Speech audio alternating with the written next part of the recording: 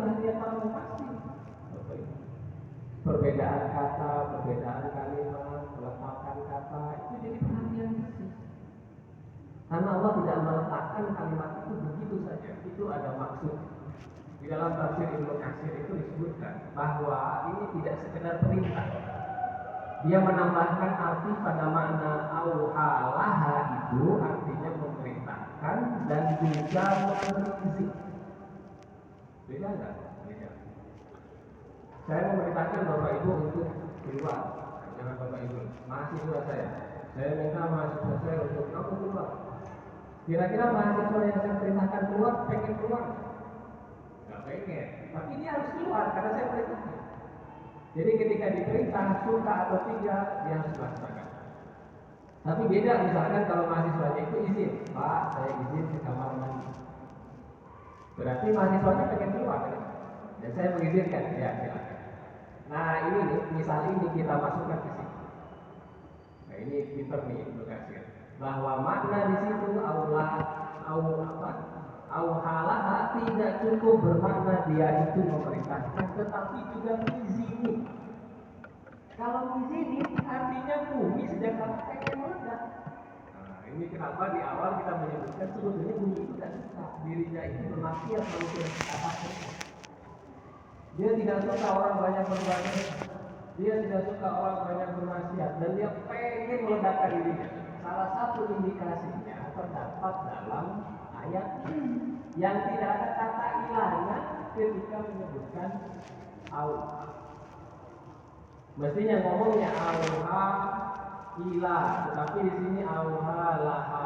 Ini menandakan bahwa bumi itu ingin hancur sejak lama. Jadi bukan cuma perintah dari Allah, tetapi dia sendiri menginginkan itu. Sudah lama dia menahan-nahan itu sehingga Allah barulah mengabulkan itu. Bi anna rabbaka, ini Bapak Ibu, kalau Bapak Ibu lihat dari ayat 1 sampai 4, itu Allah itu seperti orang ketiga. Ya kita artikan itu dalam percakapan kita saja. Jadi dia, kemudian bumi, kemudian Rasul. Tetapi posisi Allah itu berada dalam orang ketiga, karena dia menceritakan bumi itu. Ini bumi mau hancur, ini bumi nanti manusia kebingungan, ini semua bumi mengeluarkan semua yang memberatkannya. Kemudian bumi akan menceritakan apa yang dia sudah tutup-tutupi, sudah tahan-tahan. Itu ayat 1 sampai 4. Tapi dari ayat kelima Allah itu berubah menjadi orang kedua. Dia ngomong langsung kepada Rasul. Padahal sebelumnya itu ngomong bercerita bumi. Kemudian dia merubah dirinya menjadi orang kedua. Dia mengatakan di anna rabbaka, karena Tuhan. Padahal ini seperti tidak ngomong dengan Nabi, tapi ayat ini ngomong dengan Nabi langsung. Kenapa Allah menyebutkan dirinya langsung di sini? Dia ingin menunjukkan seolah-olah dia itu dekat dengan Rasul. Maka dia menyebutkan kata rabbaka. Kak itu artinya kamu atau anta yang dipendekkan jadi tak rabbaka. Karena Tuhanmu Muhammad yang melakukan itu semua. Tetapi saya hanya melakukan itu kepada para pembangkang. Kira-kira begitu. Saya hanya menghancurkan bumi dan mereka susah, mereka takut itu pada mereka yang selalu membohongimu. Sama kamu saya tidak. Sama umat muslim saya akan menolong kalian. Saya akan menjaga kalian dari kehancuran dan hari yang amat asing. Semua yang punya keimanan kepada Allah telah selesai. Mereka yang merasakan kiamat dan kehancuran ini hanya mereka yang musyrik. Hanya mereka orang-orang kafir. Sehingga Allah menyebutkan dirinya saking dekatnya dengan Rasul, Rabbaka. Saya akan mengurus kamu, saya akan menjaga kamu dan juga umatmu yang mengikuti. Bi anna rabbaka awha. Apa yang terjadi ketika itu setelah manusia dibangkitkan? Yauma idzi yasdurun nasu asydata liyurau a'malahum. Hari itu adalah hari yasdur, di mana kita kembali tapi dalam keadaan yang beda. Yasdur itu dari kata saudara. Misalkan begini, saya tinggal di Pelangi, di Mondok ini. Datang ke Bandung untuk belajar bersama dengan Bapak Ibu. Tapi nanti saya balik lagi ke Pelangi. Nah, itu namanya yasdur. Saya tidak akan tetap di sini. Jadi maknanya apa? Jadi kita ini akan kembali seperti kita semula. Dari mana kita? Awal. Dari tanah. Kita balik ke tanah. Kita akan dikuburkan lagi. Dari tiada akan nggak ada lagi kita. Itu yang dimaknai yasdur. Ada satu ulama Ahmad Syafi'i di dalam kitabnya itu menyebutkan bahwa yang dimaksud dengan yasdur ini kata dia, kita mau balik ke surga. Karena itu rumah kita. Kita di sini itu mudik. Nanti kita balik. Tapi masalahnya kita apa bisa balik ke rumah? Betul. Jangan-jangan kalau belok sesuatu yang kita tidak mau. Kita pengen balik ke rumah asal kita di mana bapak kita dulu ada di situ. Kita di sini cuma singgah. Yasdurnya kita pengen balik ke situ lagi sebagai orang-orang mukmin. Itu makna yasdur. Yauma ini yasdurna suastata. Kita akan asing. Karena kita semua asing. Saya kan juga tidak kenal dengan bapak ibu. Bapak ibu hanya ditahu nama saya karena sering itu. Tapi aslinya kan kita tidak. Kalau saya tidak ke Jogja, saya juga tidak akan kenal dengan beberapa saudara-saudara di sini. Dan kita akan kembali tidak mengenal siapapun. Awalnya kita datang tidak punya modal, datang menghadap Allah tidak ada modalnya. Kita tidak kenal dengan siapapun, pun nanti ada masa kita juga tidak akan mengenal siapapun. Bahkan astata kita saling bertolak belakang. Lawannya itu al-lapa itu bersatu. Seperti kaum hadirin, kaum Aus dan Khazraj yang dulu selalu berperang, ya, tapi karena datang Nabi Muhammad memberikan risalah tauhid, akhirnya mereka al-lapa.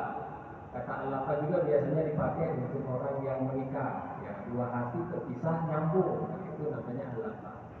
Kalau dua hati terpisah, itu namanya ashtata. Itu orang-orang kafir itu dulu buku syatta, hati mereka itu macam-macam. Hati mereka itu tidak bersama.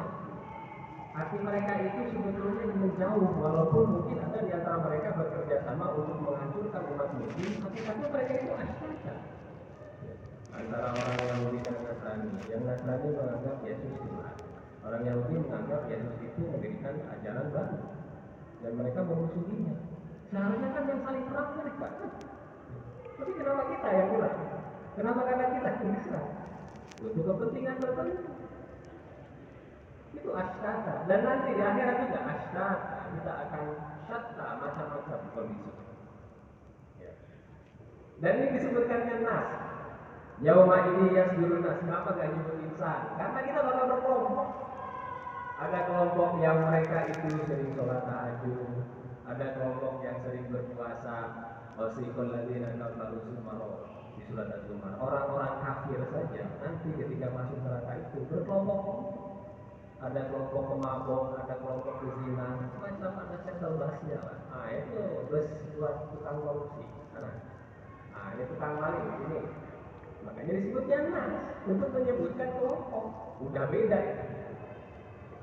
Dan mereka akan menerima amal perbuatannya masing-masing. Dan ketika itu mereka semua bersujud. Ketika di dunia tidak mau sujud. Ketika di situ mereka sujud dan berteriak supaya dibalikin lagi ke dunia.